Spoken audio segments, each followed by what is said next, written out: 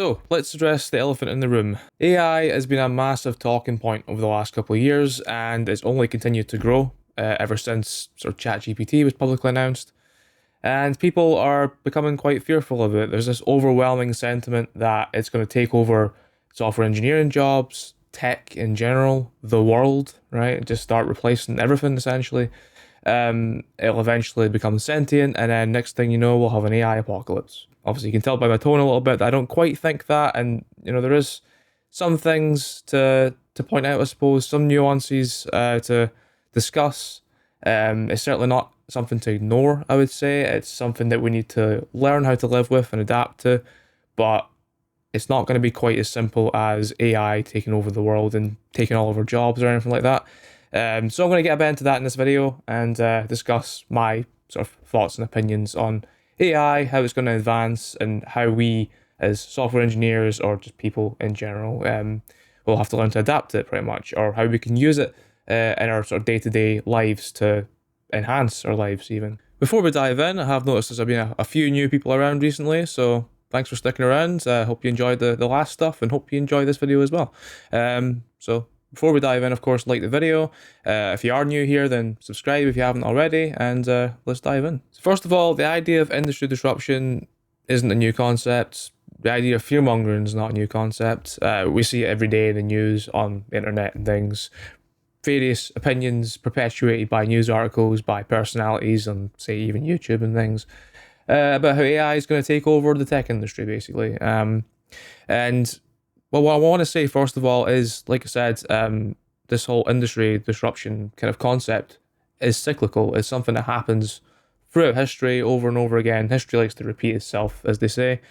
And yeah, it's not a new thing. If you go way back to, say, the best example, the Industrial Revolution, that turned the world on its head a little bit, and how we tackle the sort of manufacturing of goods and processes and things as machines were built and took over a lot of manual processes. I would say that's, I guess, comparable to AI and sort of taking over. Automation is certainly not a new concept either, but AI is definitely going to speed up and automate a lot of processes in tech, and do other things, I guess, but not everything. I'm going to get into sort of what it can and can't do and how AI works, later on, and discuss sort of the likelihood of that, evolving to a point where it would become worrying, I guess. Just wanted to first of all start this off by saying, it's not a new thing. Industrial revolution, even in more recent times in tech and things, we've had like the dot-com bubble, 2008 financial crash, and now AI being the latest. These events happen quite frequently, actually, especially in tech, with how much tech it reacts very strongly to economic events. COVID being another one as well, being a good one, in fact. The fallout from that, however, is sort of the reason why we're seeing a lot of these layoffs now, which I'm going to get into a bit as well, because a lot of that's been attributed to the advent of AI, which is not true, really. I don't think it's true anyway. I think a lot of what's going on, a lot of what we're seeing in the job markets doesn't have anything to do with AI.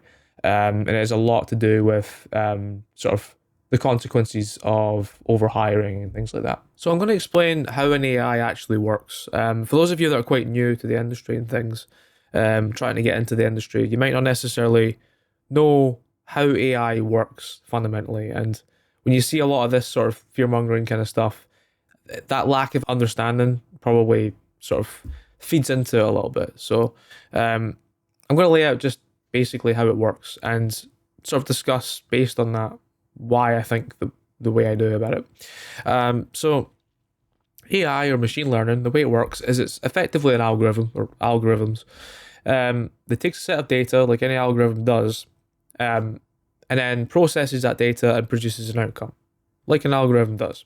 The difference being that what it'll do is it'll make predictions based on the data, and the outcome will then be compared with the predictions, and it'll assess sort of where it failed, where there's some inaccuracies and things, and it'll take that into account for the next set of data. So it'll then basically sort of store that result and learn from it, I guess.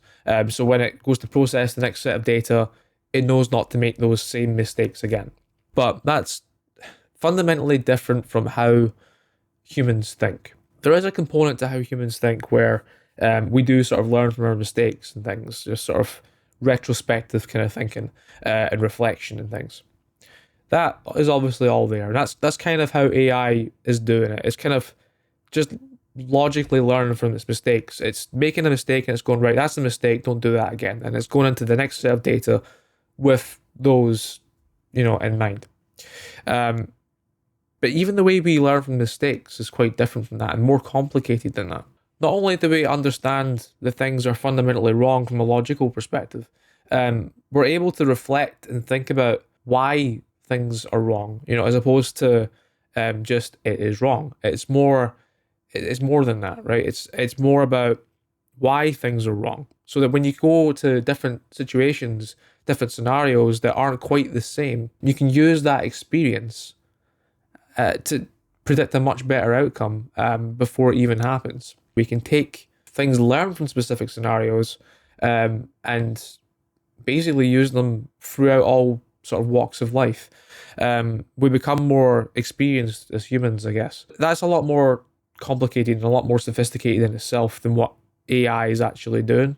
And it might get to a point where it, as people argue, that it does become a bit more reflective than that and sort of it kind of and analyzes why its predictions were wrong and things, and that's kind of becoming a thing already. But again, like I said, it's a very small component to how humans think. So, as well as this sort of way of learning from our mistakes and things, that's not the only way humans learn. We can learn from things based on initiative, based on sort of context of sort of being a human, right? Context of the world around us, not necessarily based on any particular input. We don't always necessarily need to do things to fail at them and then learn from that. We can learn from things before we even do things, which is something that AI doesn't really do in its current form. That ability to critically think about things, understand things, and use the context of being a living, breathing thing in this world, we can make all these sort of predictions without any particular source of data. We just can think about these things. And for lack of a better way to put it, that kind of is just what sentience is all about. It's just the ability to actually think without any sort of input. Currently, AI doesn't do that. The way AI learns, it's not going to do that anytime soon. It's certainly not going to replace software engineers in the next 10 years. Because to do that, you would have to be able to think like a sentient being. People make jokes about how sort of software engineers kind of just are code monkeys and sort of put code into a product and make it do stuff. But and AI can do all that, so why do we need software engineers? But that's a very small component to what a software engineer does. To use software engineers as an example, that's a very small part of the job, whereas the vast majority of the job is using that human part of our brains, the advantage that having a human brain gives us, and being able to problem solve and use thought and context and being able to understand business requirements, to be able to understand humans and users, and using that to solutionize and build a product that works and solves a problem before you've even built or implemented it. That whole design phase when building a product, when building a business, is incredibly important. And AI can't really replicate that at the moment. You could potentially use AI to try and do something like that and use AI to build an entire business. But you're going to fail forward a lot doing that because it's going to only learn from its mistakes and do a lot of stuff wrong, and you're going to have a lot of weird quirks and things. It's just not really going to be, especially businesses that are startups and they're trying to make money as quickly as possible. You don't want to build something that's useless for a very long time until it becomes useful to someone. You want to minimize that time as much as possible. So you want to get people in who fundamentally understand the problem you're trying to solve and are able to build the solution to that problem. And that's where humans come in and sort of have the advantage over AI. And we can use AI to further enhance that sort of process as well. and make things quicker, make things more automated and efficient. However, there should probably always be a human involved to sort of oversee the solutionizing of things and use their initiative to sort of look at edge cases and problems and understand before anything even goes out the door. Is this even going to solve the problem we're trying to solve here? Obviously, this doesn't just apply to tech, it applies to various sort of industries out there, and anywhere where you have to use your initiative and stuff as a human to problem solve. It's going to be a requirement for building products and building businesses for a long time to come, I think. It's certainly not the reason that we're seeing a downturn in the markets just now. And I'm going to go into why I think that is. Conveniently enough, we're seeing this advent of AI at the same time that we have this downturn in the market where COVID obviously created this sort of boom in the tech market, and a lot of companies were hiring a lot of people sort of straight out of coding boot camps and stuff, and people in America especially were sort of walking into six-figure jobs in a lot of cases, and it was getting a bit silly, to be fair, towards the end. And so whenever we see sort of economic recessions and things, companies go into survival mode, and we're really kind of struggling really with cost of living and stuff. As humans, sort of in all walks of life, it doesn't matter who you are. I think everyone's having to pinch a little bit, having to pinch their wallets a little bit. And yeah, businesses obviously can't borrow as easily as they could before, and we're having to make cuts and stuff. So naturally, that's just kind of the way of things. We've had events like this before, like I mentioned before, with like the dot-com bubble, 2008 crash as well. That's not new. It's just economic events, and tech usually wildly reacts to these sort of events. Probably the hardest compared to a lot of industries, because tech is the field of innovation. It's the field that usually takes a lot of investment of money to push things forward. Whenever that becomes not the priority, basically, that gets heavily reeled back, and then all these companies aren't viable. That's kind of why this stuff happens. That's why we see these big hiring booms and then massive amounts of layoffs. It's just kind of a very volatile reaction to economic events. But as I said, it is just sort of conveniently came around that AI is sort of very rapidly progressing, and I think a lot of people are using that as a way to perpetuate the idea that AI is going to take all the jobs in tech, and I think ultimately trying to artificially reduce the saturation, I guess, in terms of sort of entry level positions. I feel like there might be some sort of ulterior motive like that for a lot of people, where they basically don't want people coming into the industry, and they want to discourage them. Right, there is some degree of that. I do firmly believe that, but it is for sure difficult right now, though. If you're sort of new, trying to get into the industry, it is difficult. I'm not going to sit here and disregard that. It is definitely difficult right now, but not for the reasons you think. It's not anything to do with AI. It's not going to be anything to do with AI for a long time.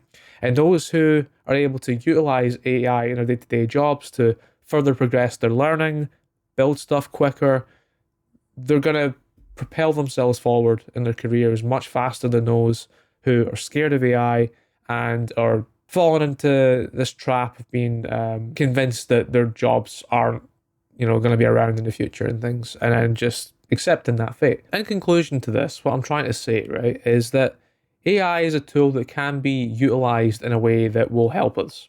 As software engineers, as people in tech, like times in the past, like the Industrial Revolution, like the dot-com bubble and 2008 financial crash and all these other events, the people who adapt with the times and move forward with the times will succeed.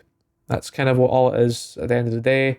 And those who fearmonger, those who fall prey to the fearmongering and give up, basically, that is just what will happen. They'll give up, and that'll be the end. But yeah, it's a survival of the fittest kind of time right now. AI is causing a lot of uncertainty. Job markets in general causing a lot of uncertainty. I can understand why people get sort of very highly strung about this sort of stuff, and I can definitely see there'll be a lot of opinions in the comments about this, but it's something that needs to be talked about. And I think the more positive stuff we can say about AI, the more of a positive spin we can put on it, I think it'll be better for everyone mentally, really. I think it's important that we see just how useful AI can be as a software engineer. It doesn't negate our jobs by any stretch of the imagination.